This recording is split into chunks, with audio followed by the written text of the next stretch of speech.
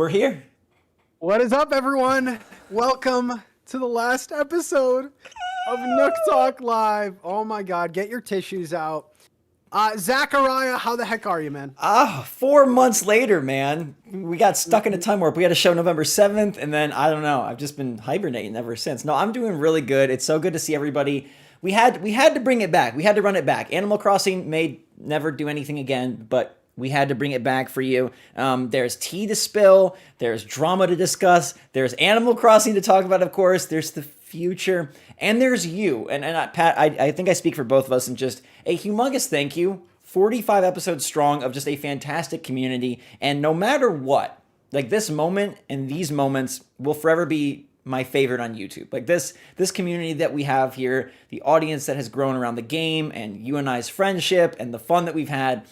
Just that's really good though. It's genuinely like unmatched. It's genuinely been such a treat. Such a treat. No, it's been amazing. And actually, if you guys are longtime fans of this show, this started without Zach and I, and Zach kind of, took over for Bobby, who, we started the show. And yeah, you're absolutely right. I mean, this show for me and for a lot of people was like the voice of the community, and like talking about new things and new updates, and people that never played Animal Crossing were like, well, what's Halloween like? Like, tell us more about this. So Halloween is not a good day. It's one of the worst holidays. It's low on the ranking tier. Nope. But no, yes. Thank you guys. 45 episodes. I feel like is, over 2 years. Mm-hmm. I feel like we never put out an episode that we were just not proud of. And, there was that one. There was that one. There was that one that is unlisted now. But listen. Is it really? It is. Okay. I don't want to keep that up, man. I just wanted the receipts, I can give you the link. That's fine. But no, I mean, real quick, there's a lot of confusion on why this show's ending. And basically, Zach and I, we feel like this show is a very news-focused, speculation-focused show. So seemingly, there's nothing on the horizon, and we don't feel like this show could stick around. I mean, we would have to change the whole show, and at that point it's a different show. But we do have a very interesting, it's weird because usually when games come out you start with the review, but now we're ending with our Animal Crossing review, and we're going to be giving our scores and breaking new ground here on Nook Talk, doing things in reverse order. I think we should walk the people back. I think there's probably some curiosity on what happened the last 4 months. We had a show November 7th. We hooped and hollered about ACNH 2.0. We were all excited. Happy Home Paradise was brand new. It was fantastic. Pat and I met up at Disneyland, and he hated me so much that he said, the show's over. It's done. Yeah. Terrible. That picture you saw, it was completely staged. That was not real. We met up. Zach... You should see Zach in public, guys. He's the guy that demands green M&Ms only, and it was pretty ugly.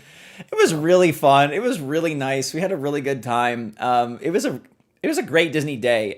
We tried to get Pat on all the best Disney stuff. We tried to get you into both parks.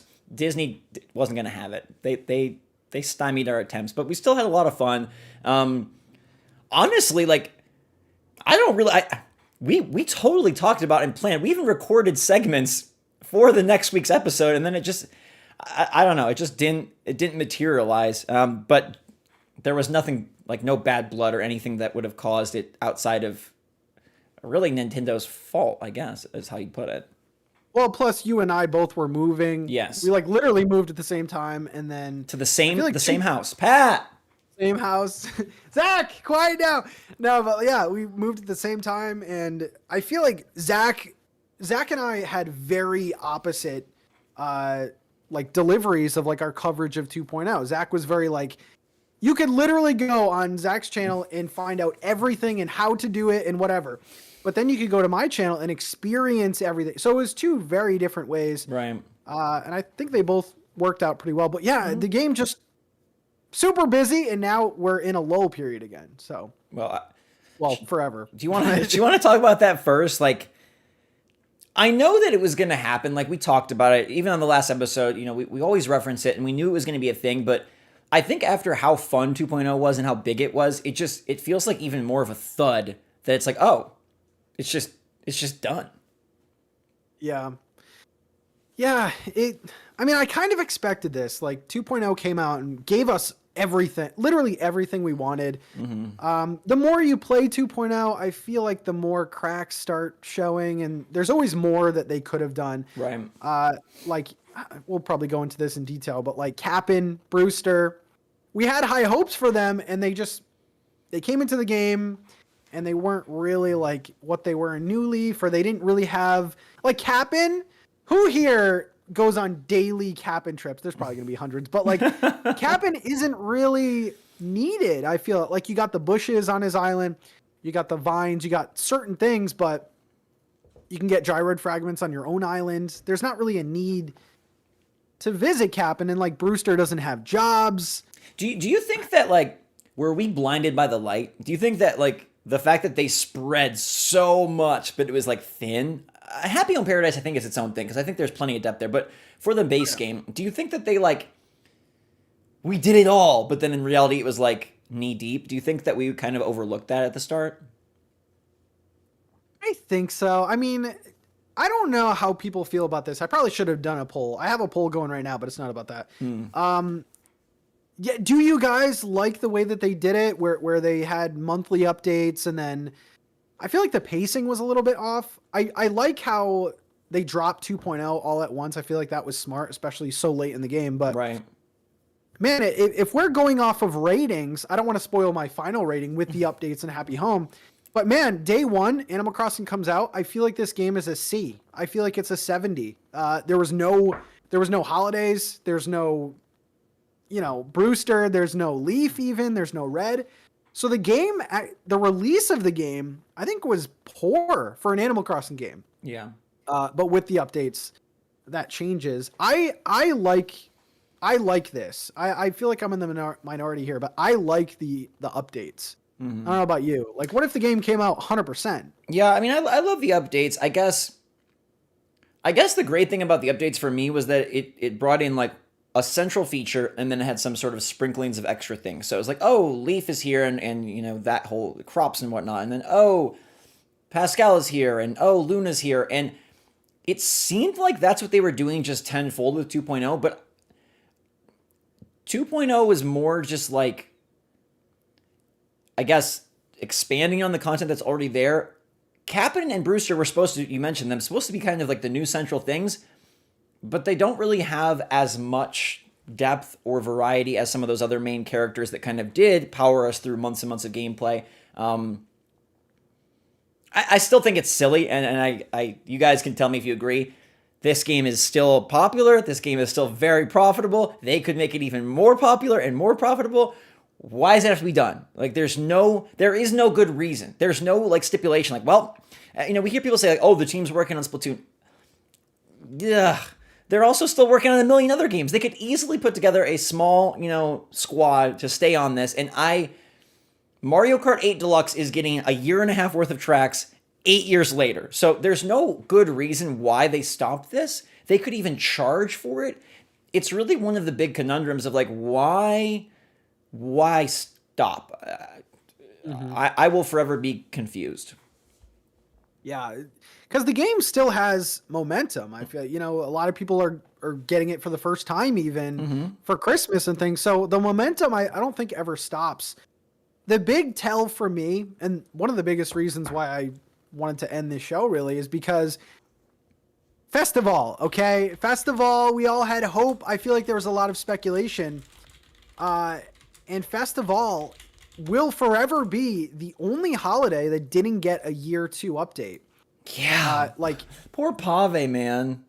Poor Pave. I feel like, as a whole, I feel like the Festival event is pretty weak just because you can get the items in Nooks the entire lead up to it.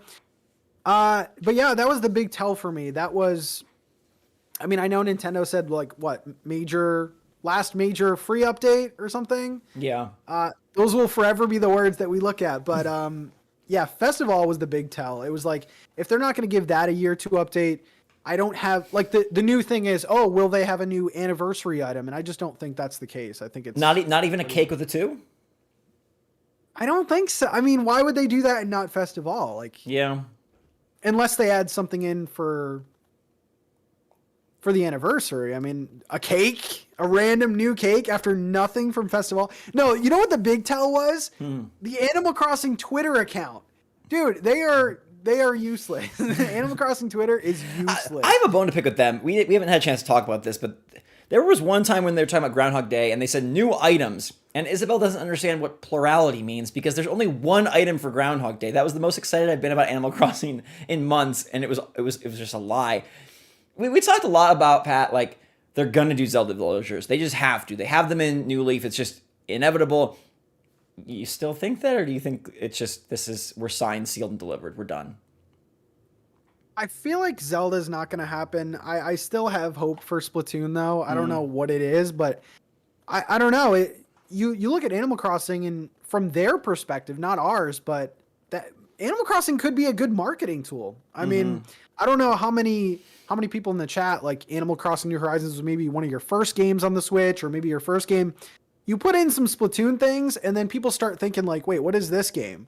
What is Splatoon? And then, so I think that's still a possibility, but I don't really see Zelda happening, especially the anniversary coming and going. Yeah. It just doesn't feel like, I mean, I don't know. What about you? It makes so little sense because they ported over so much from New Leaf. They brought over so many elements, so to just tank on characters that you already have seems silly. But yeah, I don't know anymore. I definitely don't think it's likely.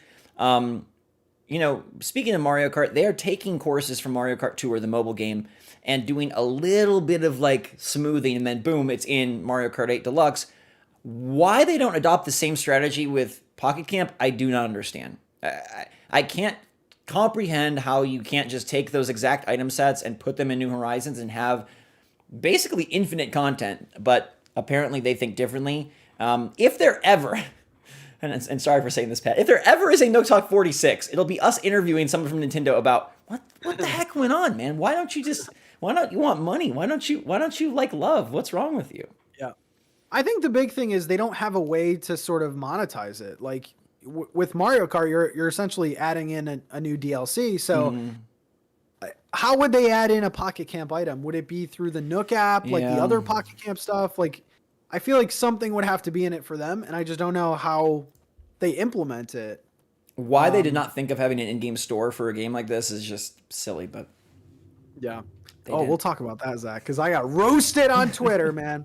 Anyway, Eldon, thank you so much. Can you guys do another show? Maybe just about other games and random stuff in general. You are very entertaining to watch together. Thank you, guys. Thank you. Thanks.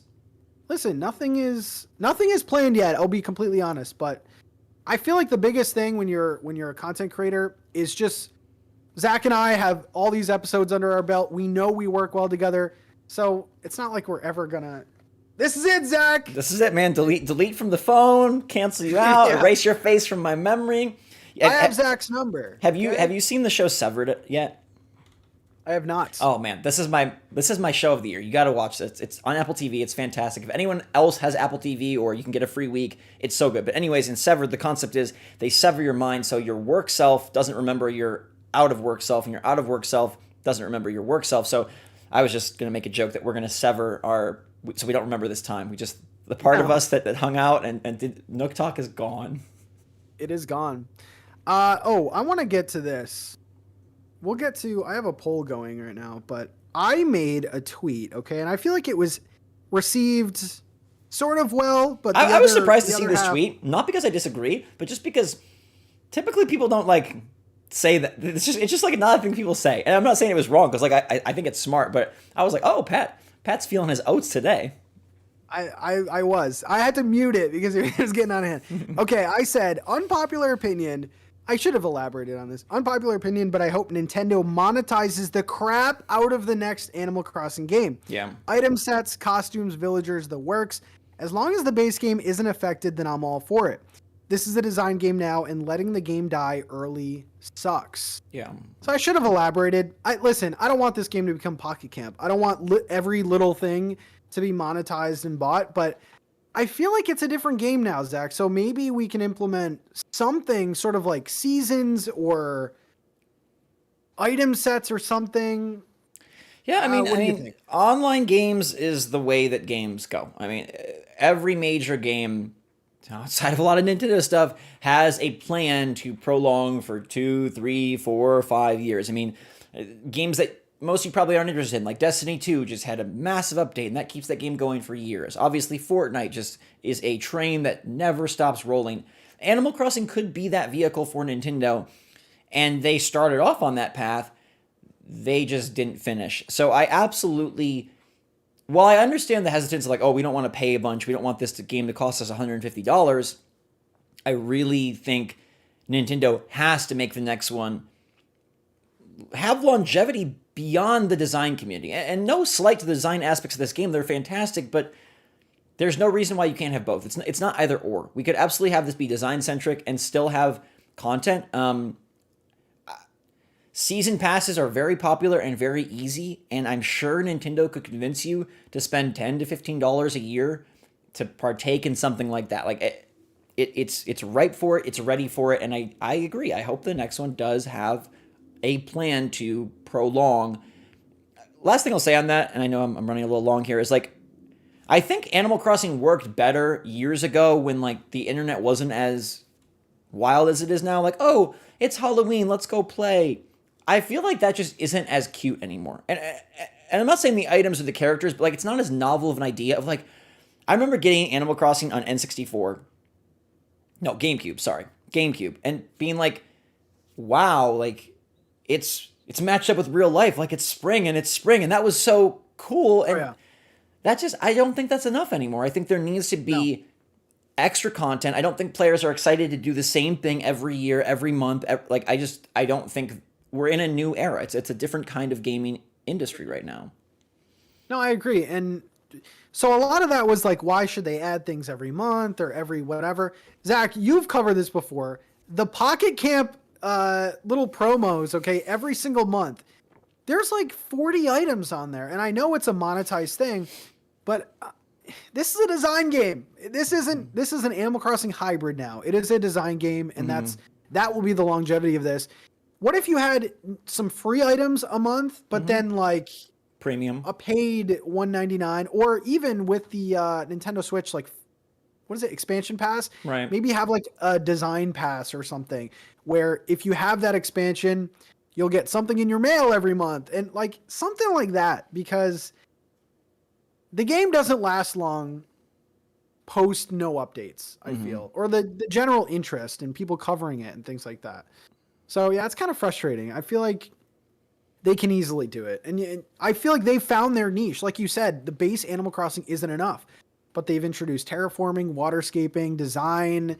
I think Happy Home was a huge hit. I think everyone loved that. So, well, and you can easily have both. You see games that are able to manage both, right? You can have Animal Crossing as it is. We're not saying charge every time you throw out your net, charge every time you craft a piece of bait. We're saying have the game, but then also have ways that it can extend. So if you're not a brand new player, if you're not just content doing the same thing, if you do want this to be your kind of like everything game, that is an option. And there's a way for you to invest back in something that has given you so much joy and so much fun. You can have it both. It's not an either or. So let's get into our retrospective of this game. And the show. Like and the show. And the show. Yeah, we'll end it with the show. I want to give a review of this game. Like, I want to go through this game and come up with a review score. Like I said, my fresh Animal Crossing that we got on launch day, I feel like was a 70. I'm gonna go 70. I think that's pretty generous, because at that point you had like nothing. Guys, imagine if an Animal Crossing game released with no holidays, with no dream suites, with no NPCs. Really, I mean, yeah, 70 is probably generous, but I mean, even the base game. That was like what, 40, 50 hours, like to do the story quest. Sure. I don't know, for you, like when you start talking about New Horizons and you first start playing it, like what stood out to you, and what'd you like about it initially? I mean, for me, this was my first like deep foray into Animal Crossing outside of just like dabbling. So it was really fun to find out how you could explore, how you could craft, how you could acquire villagers, and obviously that's all tinted with the New Horizons colored glasses, because there were all these new systems and they were some of the best systems that had been ever introduced in the franchise. I think the first, whatever you want to say, the first 20 hours are the best Animal Crossing hours. Obviously, you don't have the design shops, you don't have a complete item set, you aren't able to handpick your favorite villagers, but the sense of wonder that started off for me was my absolute favorite part. Like, having something different, new, fresh, fun happening all the time was awesome. And I think that's why the updates mean so much to me, because I'm not a repetitious person. I'm not someone that enjoys a lot of routine. So I love just like, oh my gosh, the museum is here. Oh my gosh, Nook's Cranny is open. Like, that stuff was so exciting. And I wish there was a way that level of wonder could continue beyond your first month, beyond your first, 100 hours. The updates and the items are great, but finding a way, via a big city or via a whole world to provide those moments, I think would just, enhance the game exponentially. Yeah, my first impression of this game was the different sort of take it had. Like, normally when you start Animal Crossing games, it's always like, oh, go to Nook's Cranny, learn how to craft, or learn how to use tools and plant flowers and things.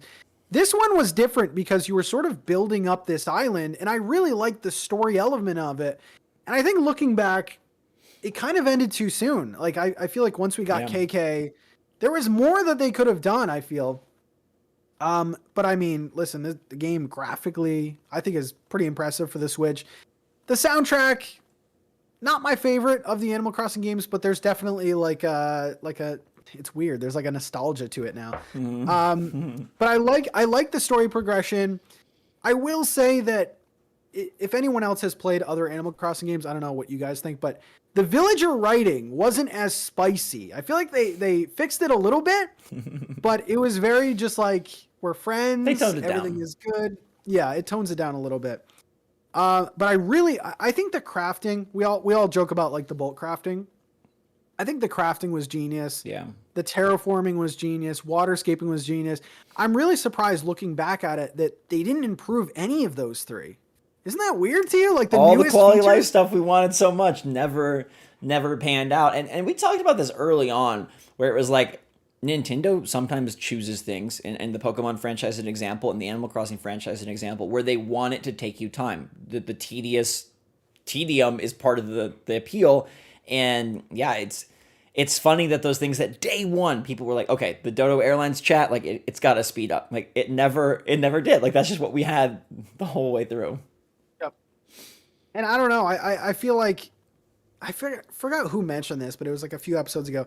Like, maybe bulk crafting is the big gimmick of the next game, and like, the genius idea of like people all going in the plane together and then going to someone's island. Maybe that's the big gimmick of the next game. And like, I don't know about you, but I feel like they can't go away from this now. Terraforming and waterscaping. This has to be Animal Crossing. And a parallel I'll draw, and it's weird to me because you'd think it would just be an easier transition. But if we look at like Pokemon Sword and Shield as the Pokemon Company's first foray onto Switch, it really was just like, oh, it's a bit fine-tuned version of the handheld game.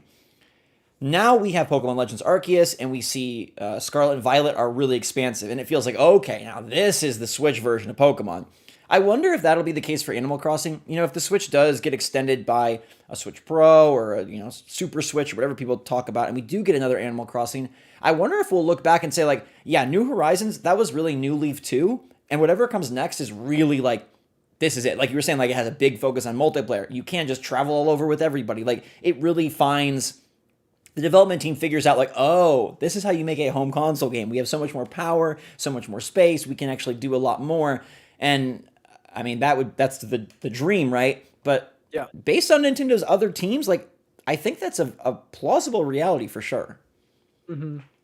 Yeah, I'm excited to see what they do. I mean, will they even keep the next game like this? Will it be in more of an open format where there's no loading screens to do that? I wouldn't be surprised that. What's that? I mean, yeah. I wouldn't be surprised if crafting got an upgrade for the next game. If even villager hunts, I feel like villager hunts. If we interviewed Nintendo's team, I feel like they would have been like, "What the heck? We didn't anticipate that at all." But villager hunts were so huge, and I feel like the next game, you have to improve upon that. I mean, you have to keep that in. Yeah. So I hope it gets a major leap forward. I would be bummed if it was like New Horizons 2 and there's like, Celeste runs the museum this time. Like, I really think they need to make an evolutionary step because, yes, there were evolutions, but at the same time, New Leaf and New Horizons they're using a lot of the same stuff. They're using a lot of the same content, and I would love to see them break from that and do something a little bit more bold. Yeah.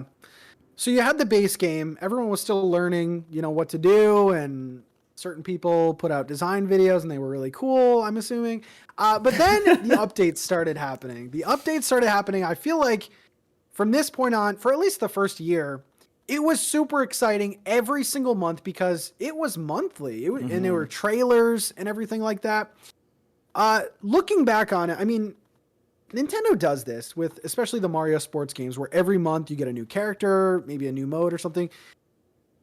Do you think that this had to be planned? This wasn't because of the pandemic. Maybe the later ones were pandemic related, but do you think they had, okay, we'll do a year of updates? Do you think that was always in the cards? Or? Yeah, I think they probably had a basic outline planned of, here's how we're going to roll out the content. Here's what pairs nicely with, this month and this character and this holiday. I'm sure that they had it that way. It was their first time that they were doing it in that style. So, maybe it wasn't completely set in stone, but that's kind of what I'm talking about as well. Like, as normal as it is for other companies, like, this is Nintendo's first time doing like a game that evolves as it goes. So I think they need to try on the training wheels and figure it out. And now maybe they're off and they can kind of go a little wild. But yeah, I think it was planned and it was so fun. The trailers in particular, I didn't realize how much of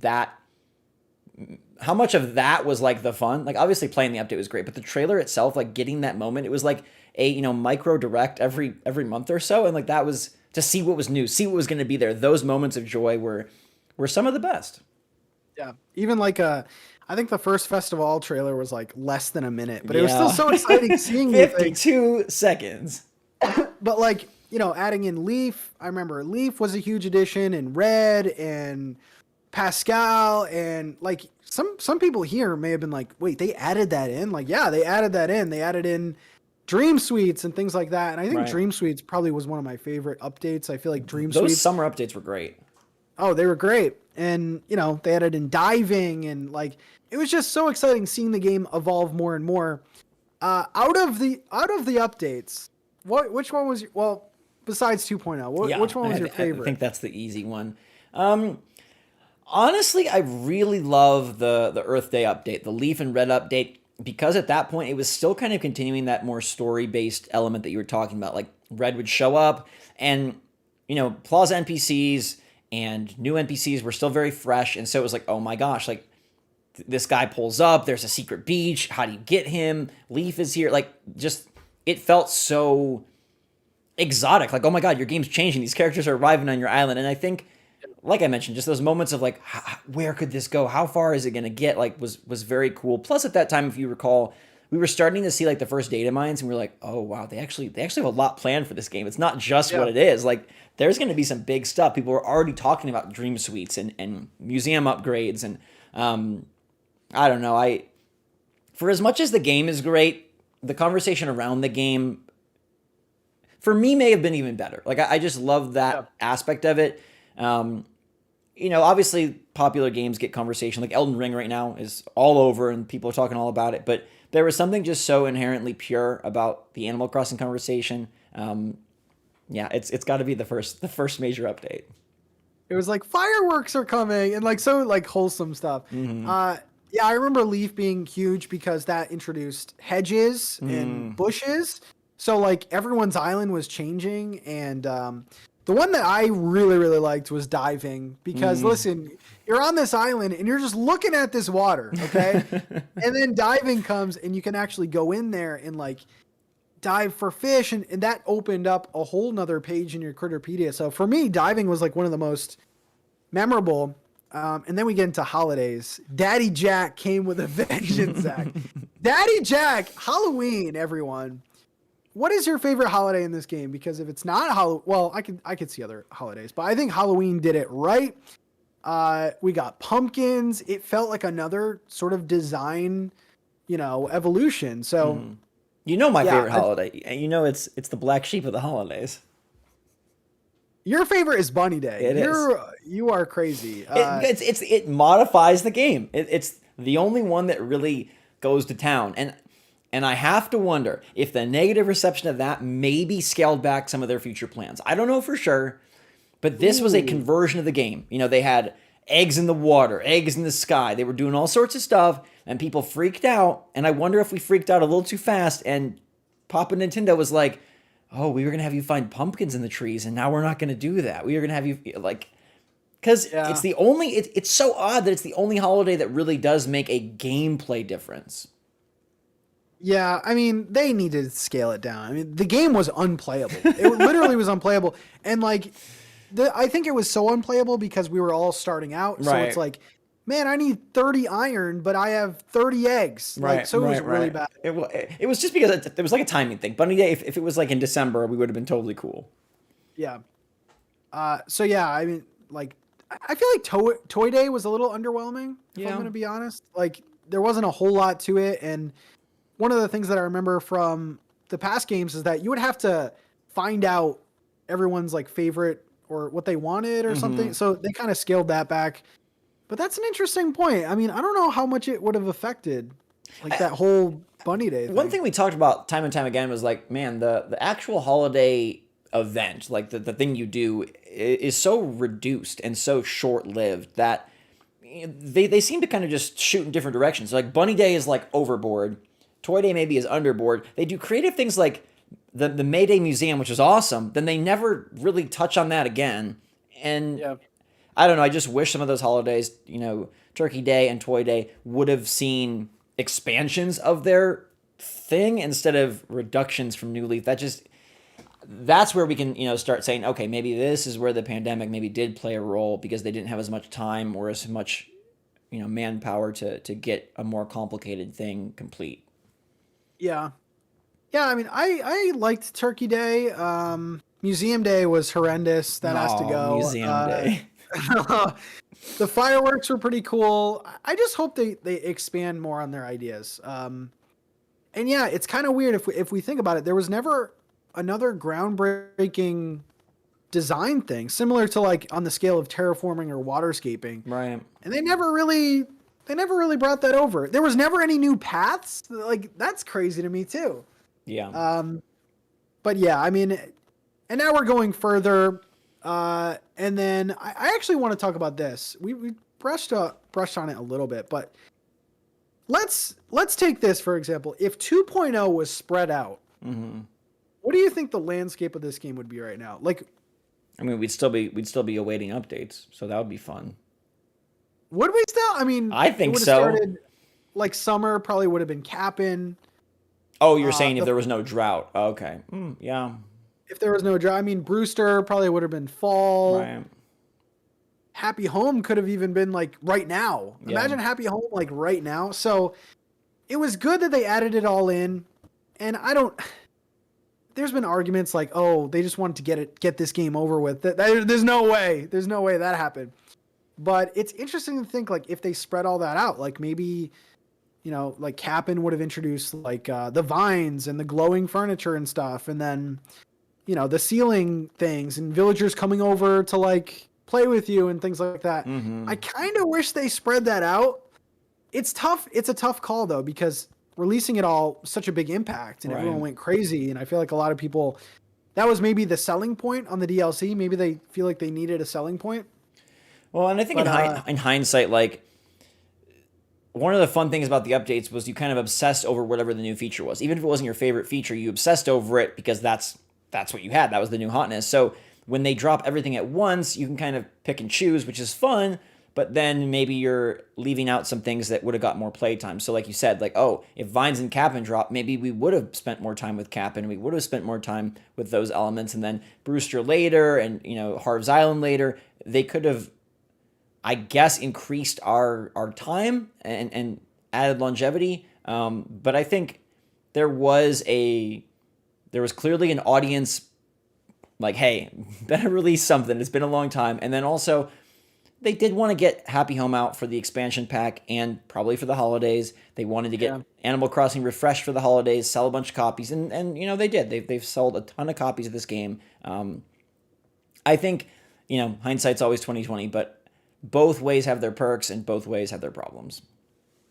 So are we blaming the expansion pass for our Animal Crossing dying or what? No, we're 100% blaming Nintendo.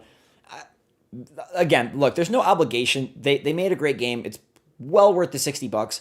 I just don't understand when you have, like we've said, you have a community that's huge and excited and still hungry, why you don't feed that. But I'm trying to think of another game that is this culturally massive that doesn't continue like that.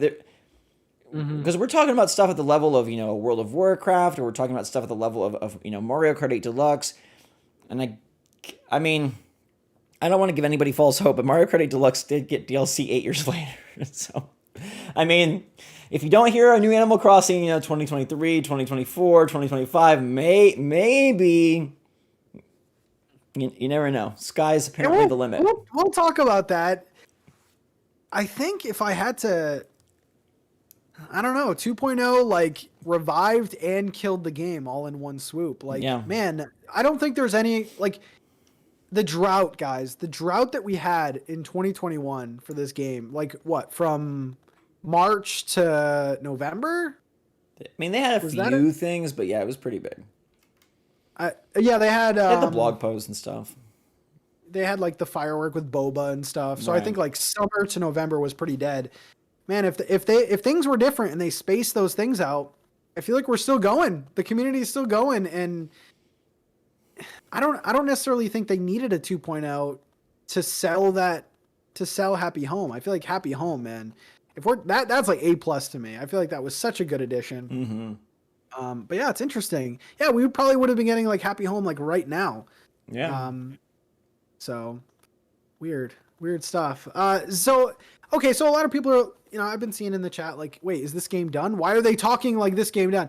Is there any possibilities? I mean, there always is, but realistically, what could be left, if any? I mean, I feel like we're done. I feel like they're done. Like you said, the festival was kind of like a big sad point. I mean, there was that data mine that showed that like Nintendo had listed certain elements of a patch as 2.1 as like winter update.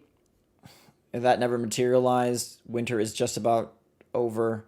The anniversary is coming, but I think I mean, I'm an optimist, but I think it's a very low percentage. They specifically told us we're done. So there doesn't seem to be a lot of reason to go back on that. And after some events have passed without any, you know, fanfare, I think it's over. And like, that's not bad. It doesn't mean the game is over, but at the same time, like, games do end. Animal Crossing is a rare game that doesn't have like an end point. So sure, you can play it forever. But I feel like a lot of people, like, I don't know, maybe this is just me, but like, is it okay to put Animal Crossing down? Is it okay to be? And I don't want to say you have to, but like games do end. Yeah, it's bittersweet too, because like this was and like you said, maybe the conversation of the game is in a way more exciting and more enjoyable, because this right now is what everyone wanted day one. This is whatever we have, the Animal Crossing game with Happy Home, with all the 2.0 features. This is what we all should want. So it's like, now we could start playing the game like we wanted. But yeah, like you said, it's a game that never really ends. Like technically you could still be playing the first Animal Crossing game right now, because it runs on that real world clock. So yeah, it's just a little bit weird because I feel like such high momentum and then seemingly it's over. I mean, if I'm going to give you anything, like, I feel like Splatoon Zelda crossover would be the last possible thing, but that would be such like out of left field. That'd be such out of left field. And that is technically well, here's the thing. They said last free update, you need an Amiibo for those. Yeah. So they could drop. Yeah. At that point, it's not even really, I guess it's an update, but it's more just like, hey, like the Sanrio stuff. Like, here are some cards. If you buy them, you get stuff. Yeah. They could do it. it's just we're adding on months, right? We're now at what, 5 months since the update. So by the anniversary it'll be 6. E3, Yep. summer season will be 9. I don't know. So we talk about like this game is done. Okay, so this is like the final version of Animal Crossing. Listen, there'll probably be like, if I had to guess, maybe like 5 or 6 more bug patches and bug They've been fixes really to up to add date with things. that. Yeah, which is good. What do you think this game is missing in terms of like if they did more updates or if you had to add more things? Like, what do you think is lacking? I mean, it's hard because they have added so much, and for the game that they were trying to create, I think they did. I think they reached a perfect or a near perfect version of what they were trying to create. We can talk about our final score when you give the okay, but the things that I would want them to improve maybe just aren't for this game. We've constantly said mini games and multiplayer, more things that you can do together, more things you can play.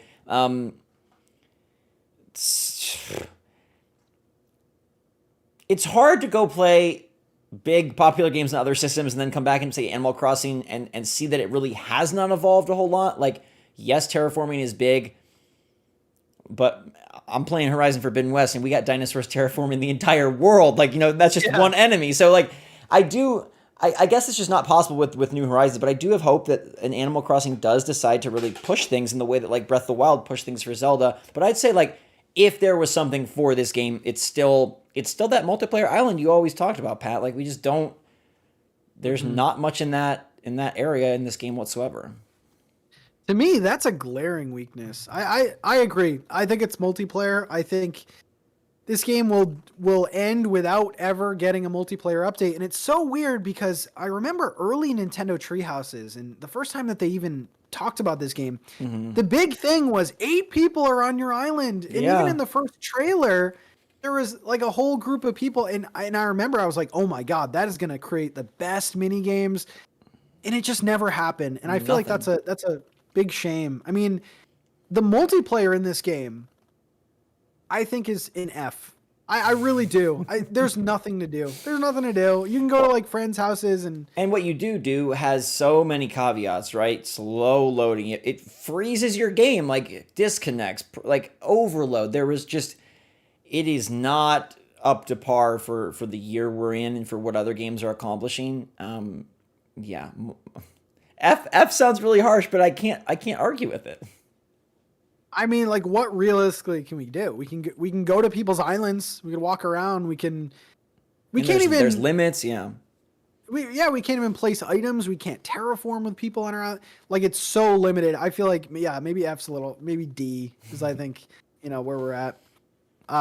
Yeah, Nicole. I mean, like we do like little stream games and things like that. People have been very creative, like Crunchy Island. Right. But that's not.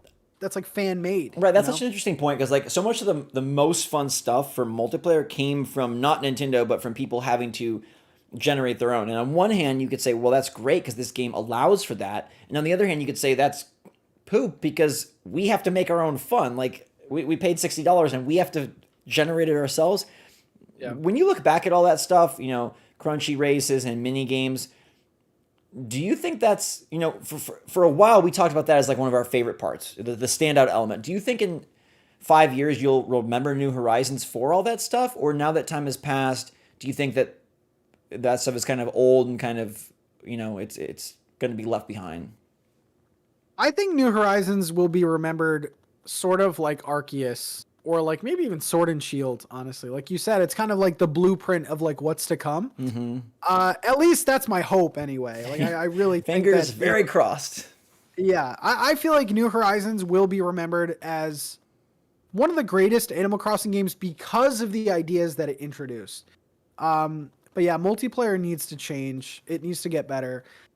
Villager hunts are iconic. They're addicting. They're amazing. The design community, I feel like was born in New Horizons. Like Absolutely. There was patterns in New Leaf, but right. Now you have to cater to that audience too, not just the life sim or whatever. Right. So I want to switch over to the future, okay, and the next Animal Crossing game because there's been a lot of people in the chat, a lot of people, everywhere are they saying that there's never going to be an Animal Crossing game? Zach, I don't know what I'll do, but there will be another Animal Crossing game. Yeah. There's no way. Yeah. There absolutely will be. Will it be on the Switch? Will it be on the next system? Will it be a spin-off? That is a lot harder to determine, but yeah, you don't sell 40 million copies and then call it quits. Yeah, so there's definitely going to be another one. Zach or I, we're not saying there won't be. I have a little poll over on my stream, and I said, when do you think the next Animal Crossing will be? Mm-hmm. I should have said like side game or main game, whatever. Yeah. And the most popular answer is both 2024 and 2025 with 31%. 2026 or longer has 27%. And then next year, Zach, 11%. So, okay, let's just back up a little bit. Nintendo said that we're halfway through the Switch's life right now. So that's 5 years. Do you think in any universe, Animal Crossing doesn't show up within the next 5 years? Listen, they'll be added to like future game, like Mario Kart games and like different nods to Animal Crossing, like WarioWare and things like that. But as far as like a side game or even a main game, there's one console now, Zach. There's not a handheld and a home console. What do you think? I wish Nintendo would take more of a Pokemon philosophy with Animal Crossing. Pokemon, they pop them out like they're rabbits, right? I was telling you, we've had we'll have, 6 major Pokemon games in 18 months? That's just absurd. That's insane. Yeah. And Animal Crossing has primarily been a one per generation title. And I would love to see Nintendo move more in the Pokemon direction with this game. I think there's plenty of an audience and plenty of fervor and plenty of money waiting to be spent to have an Animal Crossing every couple of years. However, I do think if I had to bet that there will not be another main Animal Crossing game until the next console. And I'm not talking about a Switch Pro. I'm saying like the next Switch. I think we will get a spin-off Animal Crossing something before, you were talking about like halfway through, before like 10 years is over. But if I had to bet, I know it's not a fun answer, unless Nintendo has a philosophy change behind the scenes, I don't think the next like New Horizons level game will happen until 26, 27, whenever they have, the actual success, like the next system you need to go spend your money on, otherwise you can't play. Wow. So you're not only crying about the last NookTalk, but you're crying that you have to wait till 2026. It's interesting because we have one console now. I think if I was behind the scenes and I was making decisions on Animal Crossing, not even just like as a super fan, I feel like you should put out another big expansion of New Horizons. And then, like you said, the next mainline game comes out with the next Switch. Yeah. So, Zach, the next Switch is going to launch with Animal Crossing, Metroid Prime, Mario Kart, and Mario Kart 9. I don't know. Maybe a spin-off game, like 5 years without your most popular game besides Mario Kart. Your most popular game, I don't buy it. I just don't buy it. I think there's going to be some sort of spin-off or something. Maybe a mobile game. I know people don't want to hear that, but like maybe a mobile game or something like that. Pocket Camp is pretty old. Yeah, and with kind of like with Happy Home Paradise out there now, they've basically like tapped the design side of it. So you can't spin off and do Happy, like that's just not a thing you can do. So if they were to do a spin-off, it's like Amiibo Festival, do you try your hand at that again, or do they do something dramatically different? And it would be interesting to brainstorm, like, what could they do that's not design related? Like you were talking about, villager hunts are some of the best part of the game.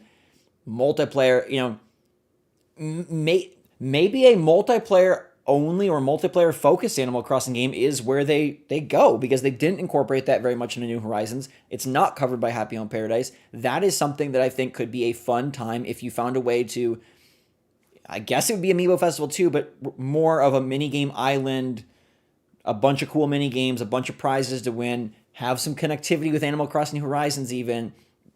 That could be a nice route. Yeah. Like, I mean, just the thought of nothing until the next console. I mean, mainline, I get it, but there has to be something, right? There, like, I hope so.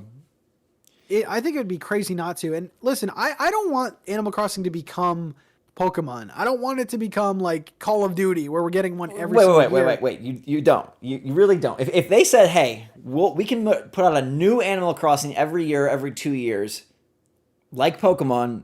I need to make this a poll. Would you be down for that, or do you think Animal Crossing is special because it is so? I think it needs to be at least 3 years. Okay. I feel like it needs to be.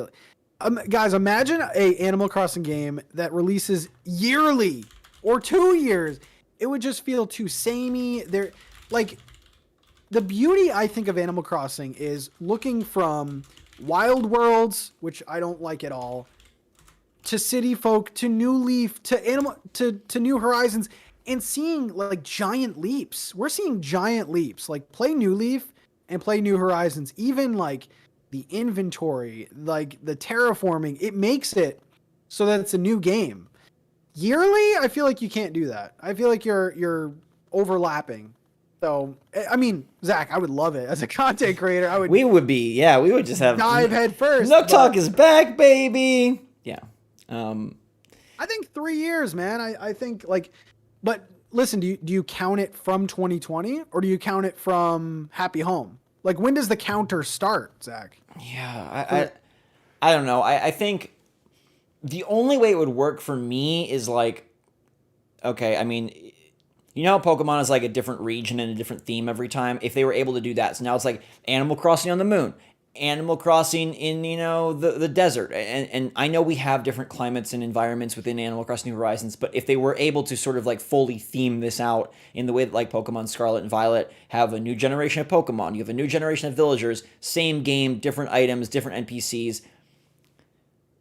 You can't convince me that wouldn't be a ton of fun. I it's never going to happen, but I would personally love that every 2 years.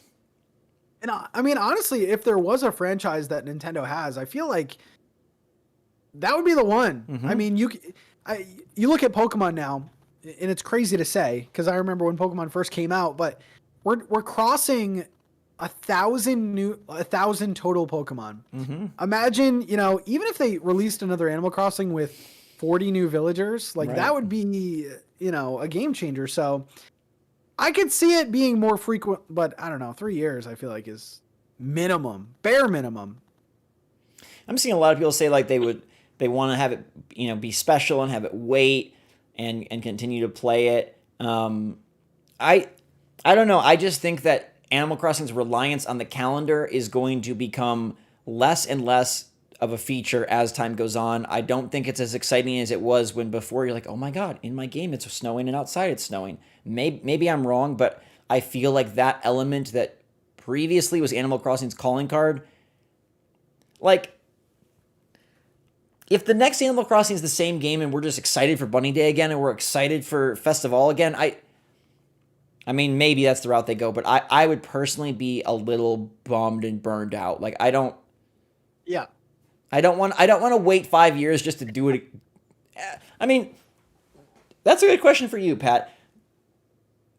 You're talking about waiting longer. Do you want to wait 5 years just to do it all again? Build up Nook's Cranny, build up your item arsenal. Like, with how this game went and how many items we now have, how many NPCs, do you want to just do it again? There has to be something different. I mean, that's why New Horizons, you know, started off with a really good idea of like, hey, it's a deserted island. Let's build this up. Yeah.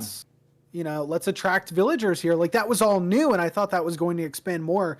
But no, I don't want to do that again. I don't want to be on a deserted island again. I want to be like in a town. Or my dream for the next Animal Crossing game is a clean slate, but like, you know, not deserted. I want to be able to customize every bit of the next Animal Crossing game, where if you come to my island, my Nook's Cranny looks different from yours, or my Abel's looks different from yours, or maybe I have Brewster in my town and Brewster's not in yours. Like, I don't know, just like very custom. I feel like you think of the next Animal Crossing, where do you think they go with it? I feel like customization is pretty much there. I'd love to see a camera angle change. I'd love to see it go more third person, you know, more of an expanded world. I'd like to, I know right now so much is like, oh, it's this little like terrarium and we get to play in it, but I would love to see them, you know, I want to look straight in the eyes of KK Slider. I think that'd be really, I think that would be a very moody experience. And I think you're right about them being less reliant on the calendar, because if you look back at 2.0, I mean, look at what they added. They added in Harv's Island, which adds all the NPCs where you can go anytime. And they also added in Cap'n, which it could be any sort of season on his. So it almost said like, hey, you don't need to time travel anymore. Time doesn't matter. Right. So I think you're kind of spot on there.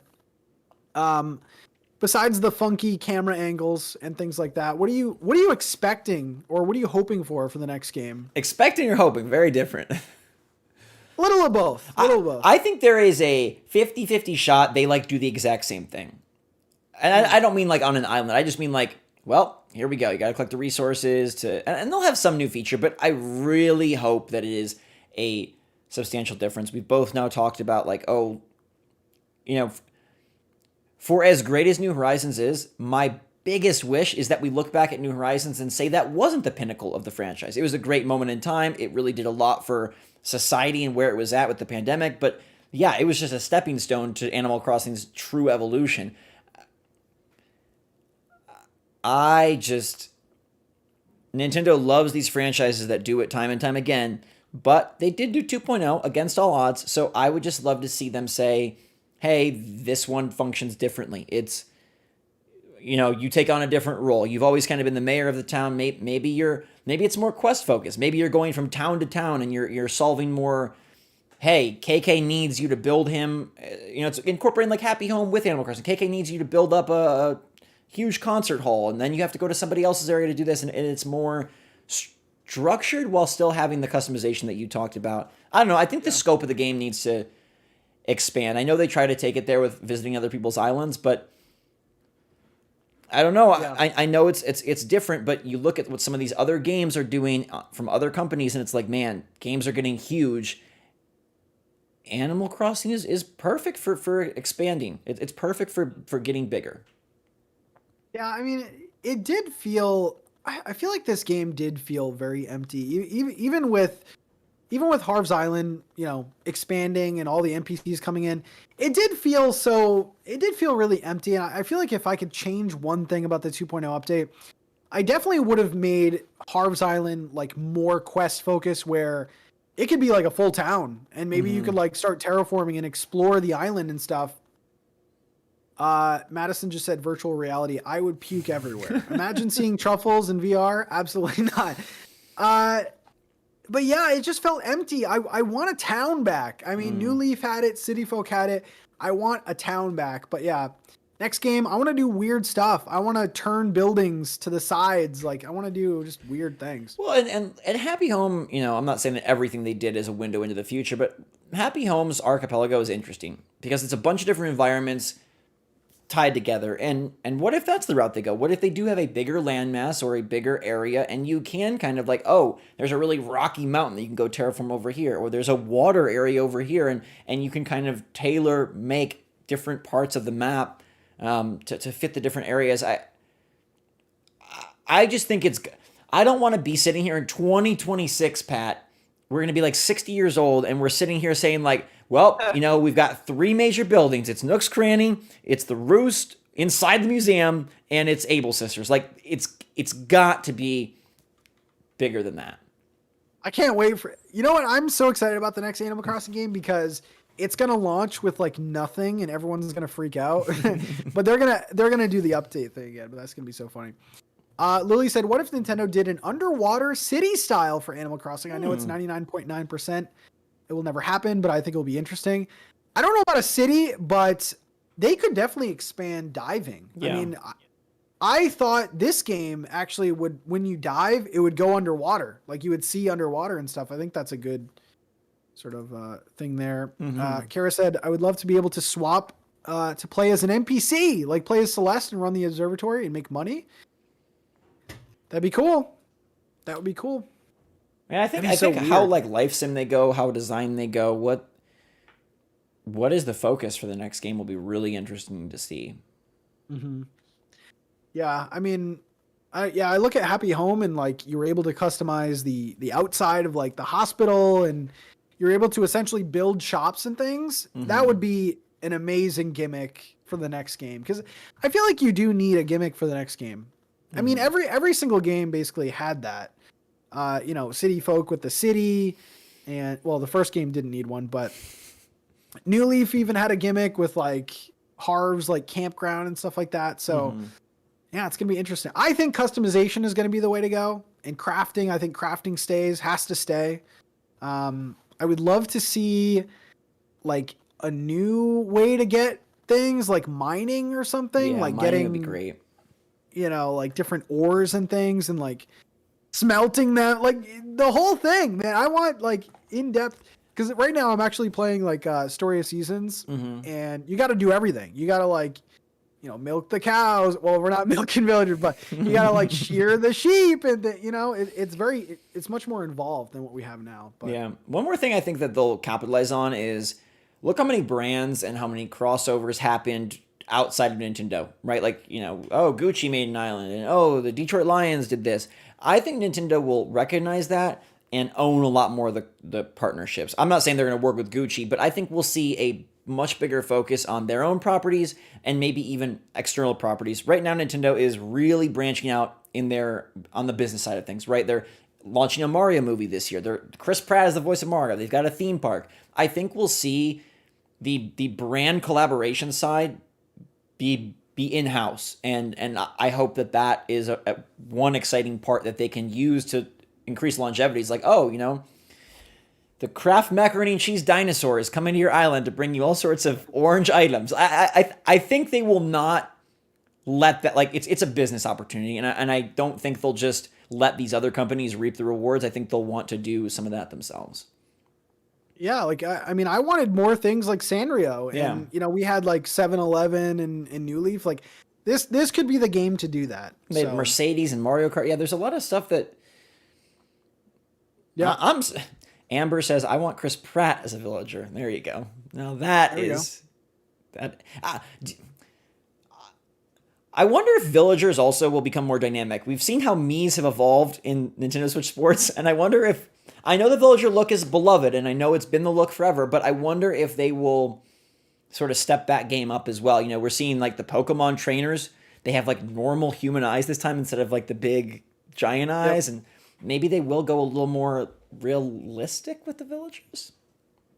I mean, I think textures like should be improving, like fur and stuff like that. They even sound really different from New Leaf. I like the way that they sound now. I think they sound like a lot cuter. My biggest thing with the villagers is the dialogue. I feel like the dialogue was pretty weak in this game. Like there wasn't really, like, you have a cranky villager, but like they weren't really cranky. You could win them over pretty quickly. You want the sass back. You want them to put the sass back in AC. I want the sass back. I like things like the villager photo. I think that was cool to have like sort of a end goal with, you know, with friendship. I kind of want more of that. Maybe in the next game, if you befriend a villager long enough, they'll move in with you, or like you can make a room for them. There you go. All right. In both chats, I want you guys out of 100 to give your final review score for Animal Crossing New Horizons, okay? So keep in mind, this is post 2.0. This is all the updates, the base game, everything included. Out of 100, give me a score. So we don't have to pick like 6, 7, 8. We can pick 44. Yep. Oh, God. Okay. Is that out of 100? Yeah. Okay. You're saying, "Oh God," to my 44. You didn't like that? Yeah. There are some very interesting opinions in this chat right now. I've seen as low as like 60 something. What? There's no way. 70, 60? Interesting. So I guess I'm confused because, and Pat, correct me if I'm wrong, but like now, as it is now, New Horizons does, like, what doesn't it do that past games would have done to earn like a 60? I don't get that. I think that's a really low score. Okay. I think that when you start talking about the negatives of this game, because listen, I think this is the best Animal Crossing game, and I'm probably in the minority because there's a whole New Leaf crowd and even the original. I think this is the best Animal Crossing game because I can't spend 1,600 hours in any other Animal Crossing game. I mean, the terraforming alone, I think it's fantastic.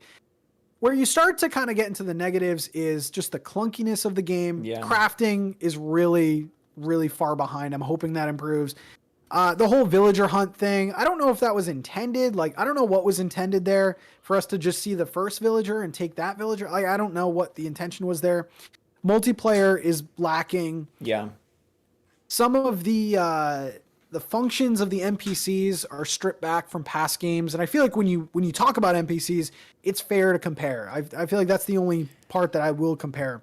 Yeah. So, with all that being said, I feel like I'm in the lower 90s. I kind of want to say like 90, 91. Some people are saying about the lag. I feel like that's a special case. I hope this doesn't come off offensive, but for the people that are putting 70 or 60, I want to know, why did you play 1,000 hours of something that you thought was a 6 or a 7 out of 10? What is that about? Because part of me feels like if you could play and enjoy something for 2 years, to me, like, that automatically elevates it to a level that is pretty impressive. I guess people do things they hate for a long period of time, but if you got 1,000 hours out of this game, look, my favorite game of last year was Resident Evil Village, and I played that thing for like 9 hours. And I'm not saying time equals a rating, but if you got 1,000 fun hours out of this, even 500 fun hours out of this, I mean, I guess games can be more fun than good, so we'll allow that. But yeah, I'm right there with you, Pat. I mean, I can't compare this to Elden Ring. I can't compare this to Horizon Forbidden West for what they're going for. I think they made the best Animal Crossing. I think New Horizons ends up being the best Animal Crossing. I know it doesn't have this and it doesn't have that, and it does have... It's a fantastic iteration of Animal Crossing. There are the elements you mentioned, like we got items glitching out because the game can't handle it, the slowness of the loading. To me, the technical side is the only thing that keeps this from being like a 97, 98. Like, no game can last forever. No game should be 5,000 hours. No game should have 20 years of content. I think this is absolutely a 9, and I'd probably say for me, like, I'm looking at like a 93, 94. Yeah, and like I said, I mean, there's glaring things. Like, multiplayer is very, very poor. I feel like it brings the grade down at least 3 or 4 points. But I mean, it's not a very multiplayer-centric game. Like, if this game had no multiplayer, I feel like I'd be okay with it. I mean, but just the fact that it is there's nothing really to do. Some of the events are lacking. You know, the NPCs don't really... at the end of it, aren't really great. There's a lot of like things that don't resolve, you know, like cooking. I feel like cooking's there, but what can we really do with it? Like place dishes, you know. You know what my biggest shortcoming for the game is, and it's in hindsight that it kind of becomes a thing, and it's hard because like we're not reviewing Happy Home Paradise, so I'm kind of pretending that doesn't exist because it's separate. It's not New Horizons, right? So after CJ and Flick and Daisy May got there day one, they never brought a new NPC. And that to me is a humongous oof. That's true. Like, why was that not a thing? Why did they... I mean, they should have either saved one of them or they should have invented someone new. Because you have like Wilbur, you know, Wilbur, Orville, they're new. They're awesome. Yeah, you're right. Daisy May, all the new characters are great. They're like crazy good. So why did they not bring us even somebody new? That would have been so cool. Yeah, that's always weird to me too. Yeah, they're like, when you think of New Horizons, who do you guys think of as the mascot? Like, I feel like Tom Nook, maybe. I don't know. I think Isabella's forever Animal Crossing, but like the dodos are legendary. They're amazing. The dodos are. I mean, they're great, but yeah, no new characters. Oh, I mean, without Happy Home, I feel like it's an 89, 90. With Happy Home, it's like a 91. Okay. Because let's talk about Happy Home. That I rank it higher than you. Well, I love this game. I mean, realistically, it's 100, 10 out of 10 for me. But like, the more I play it, you know, it does get a little bit. It's hard because it's like, if we're not going to consider what they were going for and what kind of game it is, well, it's really kind of lacking. I mean, the graphics are really lacking. The multiplayer is abysmal. The load times are really gross. The things you can do and the limitations are kind of pathetic. So like, it's hard because you can boil this down to there's a lot of people that don't get it. There's a lot of people that look at Animal Crossing and don't understand what we're doing with our time. But I think all that aside, it's still freaking phenomenal. Like I mean, how long does it take to load into the game? There needs to be a fast load. Yeah. Too long. Those videos you record where you're like, it's a new update, and then you have to cut like 3 minutes because you're not actually in the game for like 3 minutes. Yeah. Let's head over to Happy Home, because it's very different. I mean, this is the paid update. Actually, some people here might not even have it because it's like a paid option. Yeah. Happy Home, before it released, was my dream. This was my dream update. I preached this from day one. I was like, this is a design game. Let us do the interior part. For you, maybe not a grade yet, but like, what are some things that you really love about it? And, you know, they did well, they did poorly. I think that they did a really great job of having new characters. That's why I had to chop that off, because I love having new faces. I love that they delivered not just the same that Happy Home had been before, but they made a new version of it, a new twist. The archipelago is awesome. I think some standouts for me are the focus on the facilities was really nice. I think the fact that it does work with New Horizons allows you to bring back some things, and it improves New Horizons. And I think that the rollout of new features is so much longer than you ever expect. Like, you're constantly unlocking new stuff, and that is what, for me, fell flat in Animal Crossing after a while. Like, you lose that. And so I think they found almost a cadence and structure to Happy Home that exceeded the base game. I think what they did with Happy Home was fantastic. I mean, I forgot about Nico and Wardell. Like, how could you forget the little monkey? I can forget Nico, but not Wardell. Amazing characters. We got, the return of Lottie. It was just like, character wise, I think for me it really brought the villagers back to life. Like, there was a lot of interactions that we saw, villagers like playing on the beach and things like that. Like, it was super cool. Like, I love that part of it.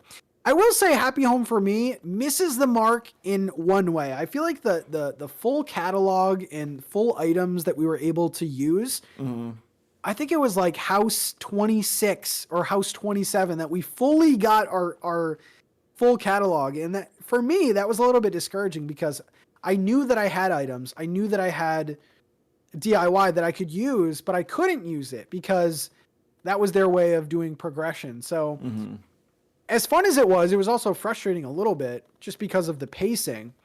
In the chat, feel free to give a grade for Happy Home now. This is sad. Why final grades? No, I don't like this. The search function in the catalog, that's true. I see a lot of people saying that like cooking is kind of like one of their biggest gripes, that like that was a lot of a big chunk of, more recent content, and like it ends up doing nothing. And do you think cooking was just like a huge misstep? Oh, I think so. For me, honestly, the only other thing I would have done is added another page to the Critterpedia or whatever pedia at that point, and added a full thing. Like, you had to make at least every recipe once. And I feel like just that addition alone would have made cooking more rewarding, or like, a restaurant, like integration with Brewster, something. Yeah. But the cooking just, kind of fell flat. It's like, what do I do now with this plate of noodles? I think they just they misjudged. Like, they thought maybe that would be like a really cool, fun thing for people to do. And I think it's probably one of the most underused features in the game. It looks like from my chat that Happy Home is very loved. We're getting a lot of 95s, 90s, a couple 80, 85s, but it seems like Happy Home is scoring markedly higher than New Horizons, which is interesting. Yeah, I think Happy Home, for me, probably out of 100, I'd probably give it like an 85. I feel like it was really great. The island itself, I wish there was more to explore. It's pretty small. It's a pretty small island. I like what they did, though. I'm wondering if, that view when you're making everyone's house, that sort of like creator view where you like are zoomed out and you can like plant trees on the fly, and the top down big view. Yeah. Will that ever be the norm for the base Animal Crossing game, or is that like it's a perfect format for Happy Home, but like will that ever be a norm? I hope so. I mean, it is a little jarring that they made design and placing and stuff better in Happy Home, and it doesn't carry back over to New Horizons. You know, they did bring some features over, but not that in particular.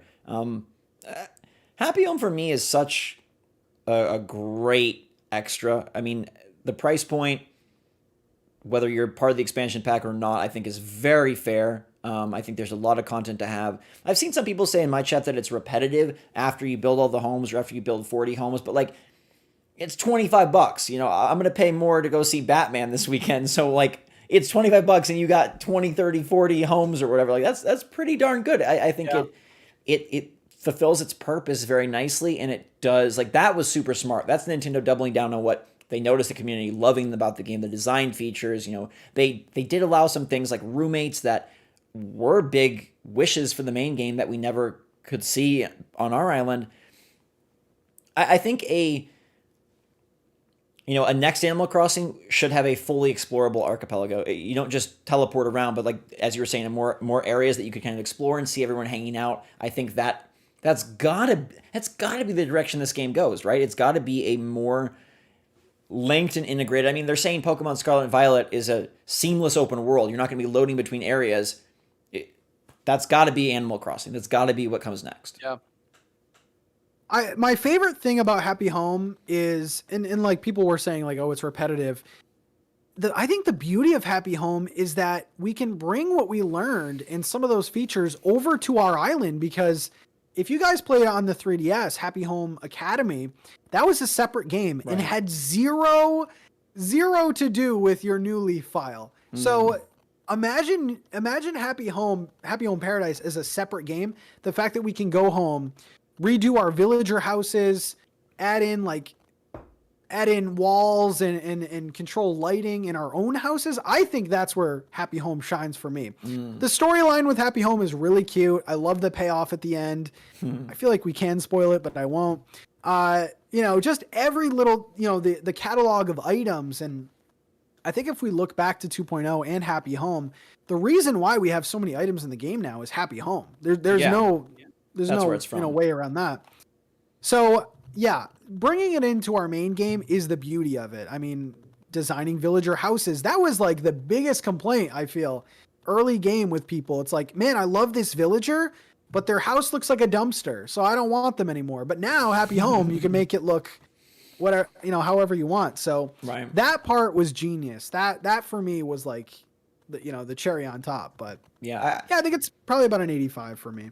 Let me pitch you on something, and we've talked about a hotel before, and Shukin and Chad is mentioning it right now. A hotel where you could have villagers as people coming to the hotel and employees. And my pitch for you, Pat, is Animal Crossing Resort, which is a multiplayer focused Animal Crossing, but you also get to build out this resort. So there's still some terraforming, some design, and you get to build up the different rooms and the guests for your villagers, for your hotel, and then you get to have sort of all the fun. You can play beach volleyball, and you can play races, and you can have all sorts of things, and that allows you to still have some design elements, some terraforming elements, but the focus is on multiplayer. And now you can have a second Animal Crossing on Switch because it's mostly about the mini games, but you get to build out this awesome hotel and resort. Now, sign me up. I'll take anything. I'll take anything. I will take anything. Yeah, it's going to be interesting. I feel like we need to discuss this last major free update thing. We gotta dissect this, man, because why would they say that? Why wouldn't they just say like, this is the last? Would they even say this is the last update? Like, why did they say it like that? We can go back and forth on it, because it's like, okay, is it the last free update? Emphasis on free, or is it like last free update or last free update? Because all the updates said coming in, August, free update. So I think their intention was this is the last update, but like Happy Home is purchasable at any time, so like you can still expand your game whenever you want by buying Happy Home, but it's the last update. Period. Yeah. I don't know. That line is gonna forever haunt me until I know what else is next. I I mean, I think the end of free updates makes sense. But if they were to do another paid for this game, it would have to be like on another area. It would have to be another island, so it doesn't affect anyone else's game. I don't know. I feel like if there's anything, if I was a betting man, which I am, because Vegas, I'm gonna say like Splatoon, Zelda crossover, or just the ability to unlock Amiibo functions. And it's paid? Game. I mean, yeah, because you need the Amiibo. Okay. But I mean, can't really... There's also the option that maybe they just left the door open for themselves. I mean, they're like, man, we made Mario Kart DLC 8 years later. What if we decide we want to do something? So we're done with the free updates. We know that. But like, hey, just crack that door. So in case we come up with a great idea, or in case the Switch does last 10 full years, you know, we can drop something else. And then I don't know, in the chat, please remind me when the Welcome Amiibo update came to New Leaf, because I feel like that was a long time after the game came out. Years. I mean, they didn't have, it was like at least a few years, but they didn't have, monthly updates back then. Like, I feel like the Welcome Amiibo update was like a couple of years after it came out. Welcome Amiibo. Oh my God. Imagine an Amiibo update.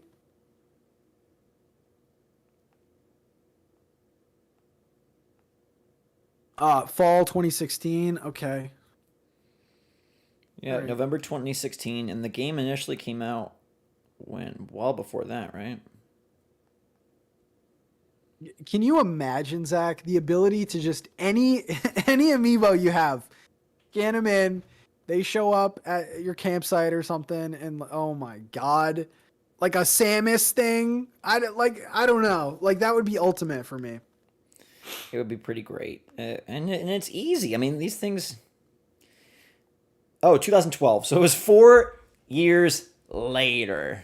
4 years later, after New Leaf came out, and I feel like New Leaf maybe didn't take off right away, but that's a long time. So never say never. And I know that some people were asking like, oh my God, last NookTalk ever. I guarantee when the next Animal Crossing comes out, or if there's another big, like, we'll be right back. So I wouldn't worry about that. You just got to pressure Nintendo into making something new. That's what we got to do. Yes. 4 years. Pitchforks. 4 years for New Leaf, 8 years for Mario Kart. So there is still hope, guys. We can still be making Animal Crossing videos about new update for another 4 years. It's gonna be weird though. It's gonna be weird to go throughout the whole year seemingly without anything for this game. It's gonna be weird. Like we're in post. It's a post Animal Crossing world. Life. Yeah, it's definitely a missing for me. I know. I was talking to my mom this morning, and I was like, "Yeah, I got the podcast." And she's like, "What podcast?" I was like, "Oh, we haven't done it for like 4 months, but we're doing one last episode." And she's like, "Last episode for Animal Crossing?" I was like, "Yeah, the game's just done. Like, it is sad. Sucks. It sucks talking. You know what, Zach? We should just start Pokemon channels and just do Pokemon. We could literally be together forever. Hey, I mean, you're going to get like 3 a year, so it's insane. That would be perfect because like I could be Scarlet, you could be Violet, or like whatever they are, and then it just works together. I mean, yeah, that's why I was saying I wish Animal Crossing would adopt a little bit more of that mentality. I think that I don't know. I think they should merchandise this game more. I think they should give us an Animal Crossing Netflix show. I don't know. Push this IP, man. There has to be some plan to push this, right? Like, you don't have this much. There's got to be stuff being worked on, whether it's TV, movie, game. I don't know, but amusement park ride. Like, there's got to be stuff going on. When you do this well, you don't just say, "Well, that was neat." Like, yeah. Business people like money, and this made a lot of money. The biggest thing is we have one console now. I mean, it would have made sense for the next 3DS game to be, 7 years out, because they were always battling the two console thing. Mm-hmm. But now it's a different. That's why we're getting so many Pokemon games, is because they used to make mainline ones, and then they would have spin-offs on console. Like, there's one console now, so yeah, Pokemon yearly makes sense.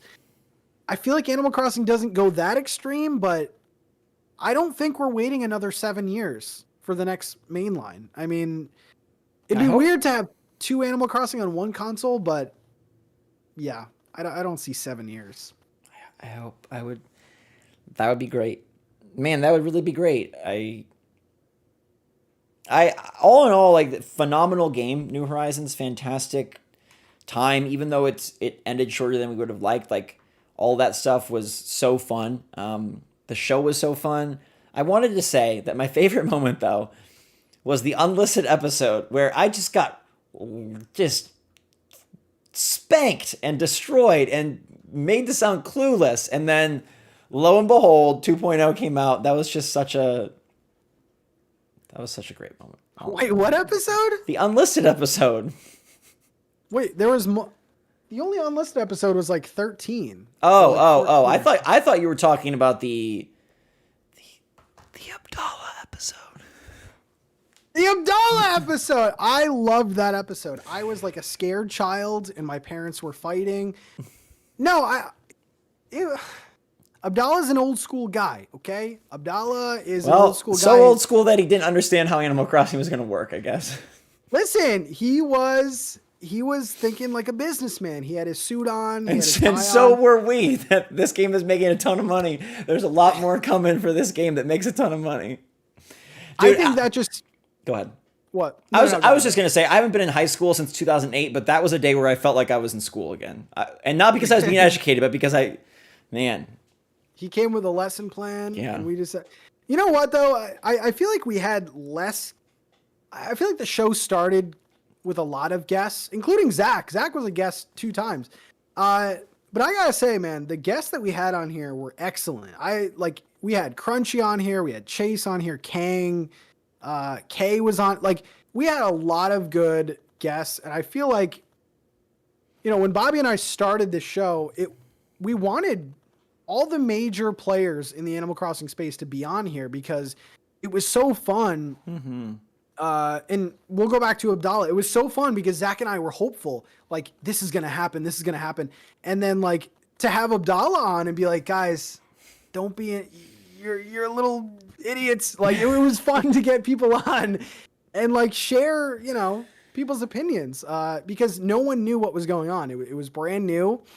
And I feel like 2020 to about now, people are going to remember forever. I feel like New Horizons is an emotional game for people now. Like, it's tied to, the pandemic and just a time where, like, people needed to latch onto something to feel some sort of normalcy. I feel like and I'd like to think that the show was a big part of that too. So yeah, I loved having the guests. I think that was really fun. I think it's okay to say that a good chunk of guests that we would have liked to have on don't do face cam, and that made it very difficult to incorporate them into the show. We didn't want to force anyone to be on camera that was uncomfortable, but there are a lot of Animal Crossing creators that, at least at the time we were, inquiring, weren't on camera, and that made things a bit difficult. But yeah, it was so great to have different opinions and different audiences and different communities, and I think, kudos to you and kudos to our communities for keeping this going a very long time. I mean, Pat, my goal for you is I want you to be the last man standing. I want you to be the last New Horizons streamer standing. Oh man, listen, I'm not gonna force it though. I'm not gonna put out, hey, this just happened. Like, I'm all about what's actually going on. But no, I feel like this game. I was gonna ask you this, like, what's the community gonna look like at the end of this year, in a year, in 2 years? Like, Animal Crossing fans, they were playing New Leaf up until it ended. So, where do you see this going forward? I mean, I have to imagine the people that are still here, the people that are bummed that NookTalk 45 is the last one. I think that community is still together. I don't know that it's frequently together. There's not going to be as much, but, like, as soon as there's a new something, right? As soon as there's a new rumor, a new Datamine, or a new trailer, or a new whatever, I think it's right back together. But I do think it's okay, and I think it's expected that it will drift for a bit. I think, it's sad but true. I mean, I think, I don't know. I am curious. Like you said, at the end of 2022, how many people are still regularly playing Animal Crossing? Because I wasn't there when New Leaf was sunsetting, so I don't know. how much of the community. But yeah, it'd be really cool to see what percentage of people are still at it. Yeah, I feel like at the end of New Leaf, it was very, very hardcore, where people were like plot resetting. Anyone remember that? And just like, it was just like kind of like a novelty. But New Horizons, I feel like if they didn't make a game for 10 years, please don't, by the way, people would still be playing it. The design community is still evolving. Like, as we're talking right now, people are coming up with ways to make houses out of like glass display cases. Like the creativity is crazy. And the one good thing about having a lull in Animal Crossing is seeing people get creative and make stuff. Like Crunchy Island, I feel like is a pioneer in this time. I mean, he made crazy stuff. He made like community centric things. Then you have people like EJ who's making like a Survivor type game. And like, I remember Bobby would do the Nook or no Nook, like Deal or No Deal style, like game show games. So the community, I mean, we can all agree, dead or not, this community is amazing. Like the community is incredible, talented. The custom patterns are on another level. Like some of these are like pro style pixel art. So yeah, the community I'm not worried about, but it's definitely going to decline at least a little bit. So, man, I guess we'll do a little bit of Q&A. Sure. If you guys want to know anything, just to finish it off. No. Episode 45, man. And I hope it's a good memory. Like, I know it's sad that there's not new content to talk about, but like, I hope that this is a fun time and a fun memory. I have a lot of things that, I remember from, I mean, even today, but I look back 5 years, 10 years, I'm like, I love that I listen to that podcast every day on the way home from, Friday on the way home from school, or I love watching that show. So I hope this does kind of hold a special place for some people. Like Pat said at the top, it's just really tricky to have a Nook Talk podcast when Nook has stopped talking. Yeah. Yeah. And that's the thing. Like, this show is always like the source of news and speculation. And, with monthly updates, people needed that. Like, people needed or were interested at least in like the culture of Animal Crossing and what was happening next. So this was always a great show for that. Yeah. Katie, thank you so much. Pat and Zach, thank you so much for all the AC content and the wonderful show. Sad to see NookTalk go. I'm looking forward to what's in store. Thank you. Someone said, will we do an ACVC together? We should. Well, what angle would we take? Like, I feel like we were very retrospective here. Yeah. When is the next episode of ACVC? I know. I got to bring it back. I'm slouching. I gotta do it. I do have some questions here. Oh, by the way, Crash just asked a good question here, which is like, will we still make Animal Crossing videos? And absolutely, Nook Talk and our like content, I think, don't have any bearing on each other. So Pat's obviously going to keep streaming. I'll obviously continue to make videos. It's just this specific podcast that was, again, focused on the new hotness. It's really cold. We're iced out here. So yeah. I mean, the only reason why this show is ending is because it's news focused, right? And like, we didn't even mention the Animal Crossing new icons, the Animal Crossing like icons that you can have, but like, that's how dry it is. There's nothing new happening. So like, am I gonna stop building my island? No, absolutely not. Bearded, love you, Pat. Hope all is well. From Matt, I hope it's well with you too. All right, let's see some of these. Casey says, in the next AC game, do you think they will go forward with it being a design game, or do you think they will pivot to something else? That's an interesting question because, I mean, it's a heavy design game, but 2.0 focused a lot on characters. They focused a lot on returning characters. So maybe they were like, let's get back to, a life sim almost. I can't see a world where they pivot and we can't place items outside though. Like I Yeah. feel like the features that we have are gonna stay, you know? The next mainline game will absolutely be design focused. A spin-off game could pivot elsewhere, but yeah, there's I don't see a world where all of a sudden it's just like completely removing what is the most popular part of this game. Yeah. Let's see. Tornado, we kind of talked about this. If Animal Crossing ever had a paid service for items, like a Battle Pass, Mario Kart Pass, or Sims Pack, what is the number one thing you would want to see in them? So if they did monetize a little bit, what would you want to see? Would you want to see like a season where like every month it would be like a different themed pack that we would get? Would you want to see something in the mail every day? Like, Yeah, what are we thinking? I think the seasonal packs would be really fun. I think you can incorporate some crossovers. You can incorporate some holiday-based stuff. I would love to see a focus on interactable items. I love those in the game. You know, the different sodas and boba you can drink, just even the paper bag. Like, I think those are fun. And when you look at like Pocket Camp and you see those monthly pictures they post that are the most depressing thing, like they have so many complex items. We have so many chairs and beds and things, and maybe not enough for some, but I would rather them focus on very distinct items that kind of tell a story of that pack. You know, like that to me would be the most interesting and engaging. Yeah, I really like what Pocket Camp does, where they have like a pack themed around a villager. You know, so they had like a Kiki pack and things Yeah. like that. Like that was really cool. Amelia said, "So sad NookTalk is ending. Here's a question: what do you think is going to happen to Amiibo cards in stores in the following months? Do you think they'll keep restocking them?" I'm sure that's got to be retailer specific just based on input output. If they're selling, they'll restock. If they're not, I think, I think long story short, I think Animal Crossing Amiibo cards are going to go through the roof. Okay. I think, well, you might get a lull, sort of like New Leaf, where you might see Sanrio packs on clearance for like a couple bucks in like a year or two.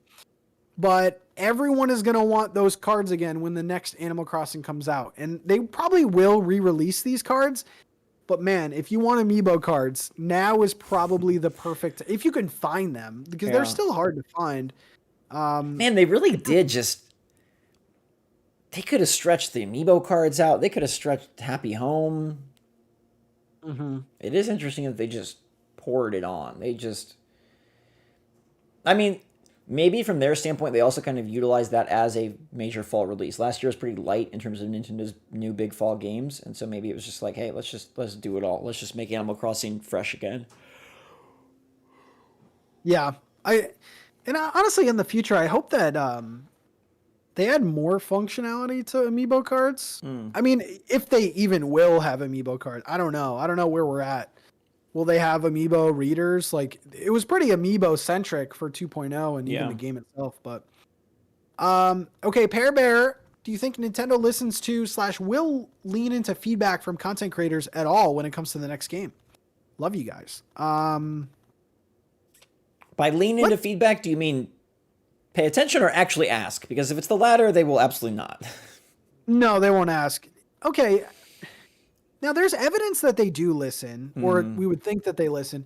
Do you think at all, any point in time, do you think Nintendo took feedback into any of their updates? I want to almost say no, because like, and then you could say, oh wait, Pat, they added in more inventory. Well, they also added in thousands of new items. So like that, I don't think that they were listening to us needing more storage. The custom designs, maybe that's like the only one I could look at. I think the answer is yes, but not what like you want them to be listening to. I think they're listening to people posting about star trees and duplication and money, infinite money. Like that's what I think they're listening to. Or people complaining like, hey, I was able to, you know, or I wasn't able to progress after this point because I got hard locked into this situation. That's probably more of what they're listening to, but I think you're right. Oh yeah, someone said the hairstyles. Yeah, that could be one as well. I mean, I don't know. That kind of points to it. Yeah. I view Nintendo as less community oriented than some other developers.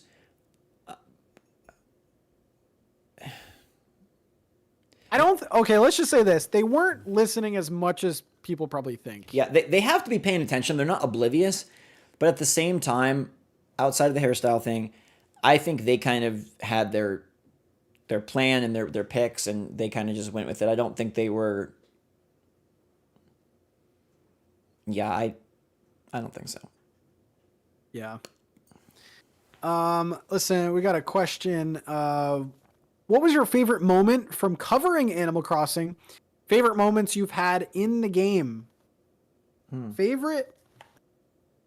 I gotta say, looking back on it, it wasn't a great memory, but I really liked the episode that we had with Kay where the Amiibos just came out. I think was it the Sanrio Amiibos?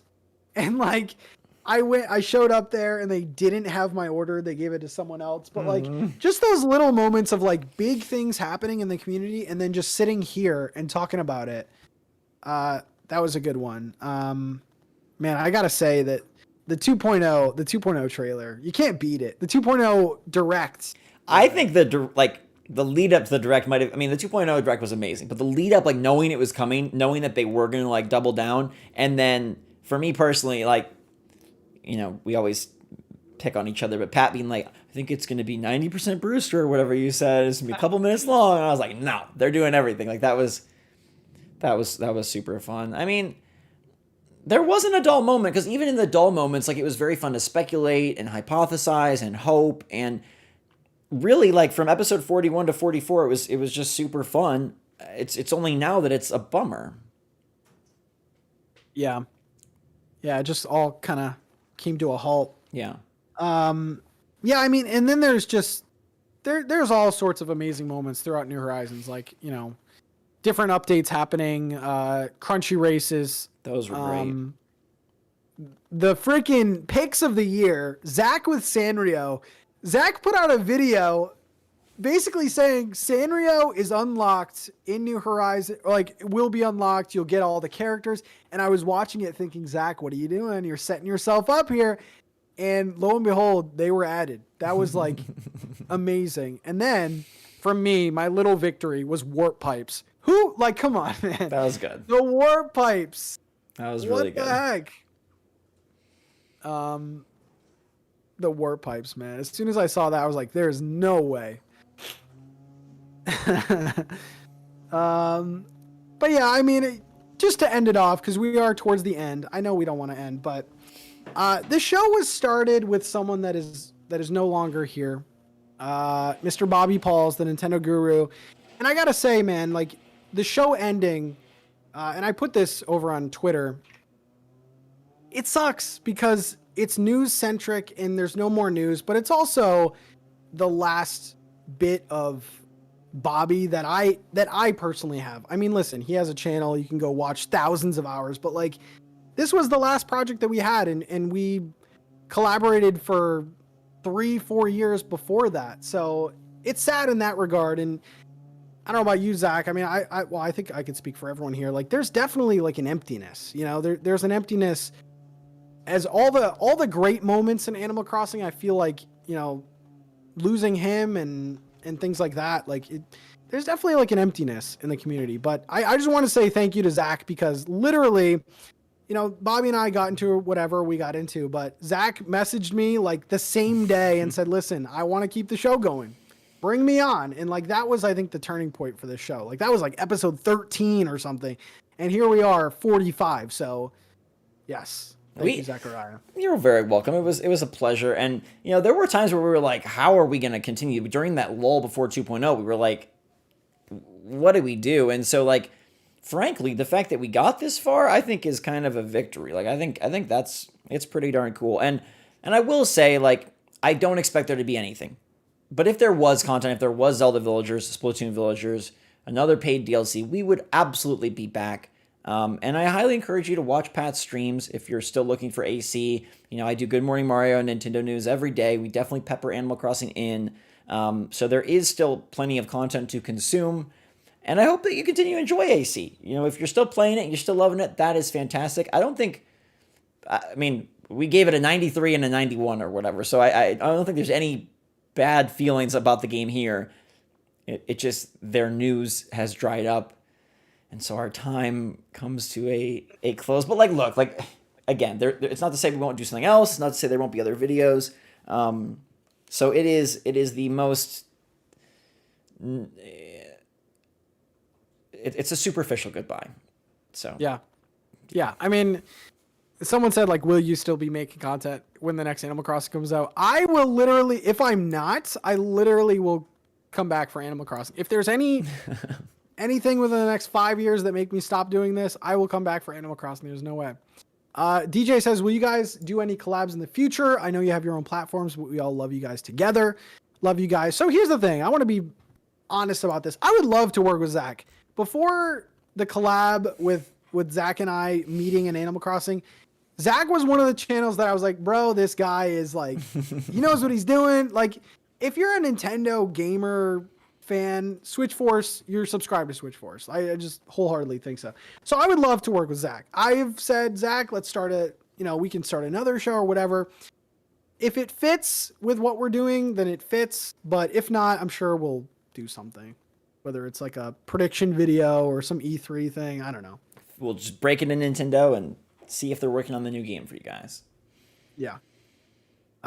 So with that being said, we need some hearts in the chats. Thank you guys very much for coming along this journey. I feel like this show wasn't always... I feel like when you talk about the Animal Crossing community, you're talking about like very nice and things like that. And there were some things on this show that were said that weren't the most popular things, right? There were some predictions that people didn't like. I'm sure there's things in this episode that people didn't like. But we were always real. We were always upfront, always spitting facts. And I feel like we did a good job. So yes.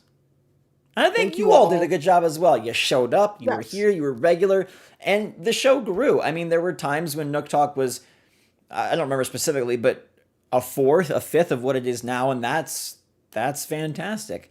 I think it is no secret that this community around AC on pretty much everyone's channel is one of the nicest, most supportive communities, full of camaraderie, friendship, and fun. And I know a lot of you have made friends over this game. You've found passions. You've uncovered different elements of yourself and others that you never thought. I mean, it sounds dramatic, but it's very true. And so I'm really glad that we were able to be a part of it with you and with you, Pat. It was a great way to get to know you.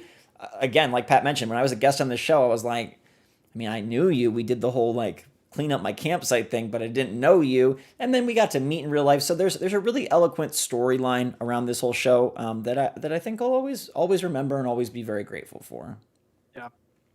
So thank you so much. Seriously. I mean, like we said, this is the complete Animal Crossing package now. So go have fun, make some new themes, and we will see you in the next Animal Crossing game. Thank you guys again.